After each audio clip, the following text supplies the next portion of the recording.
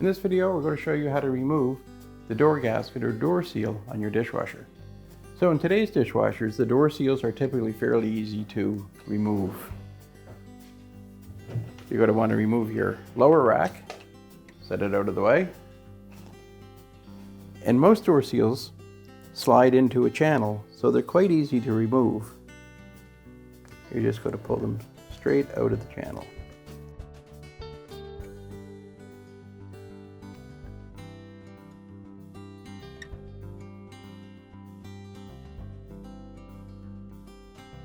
You just work your way all the way around the length of the gasket.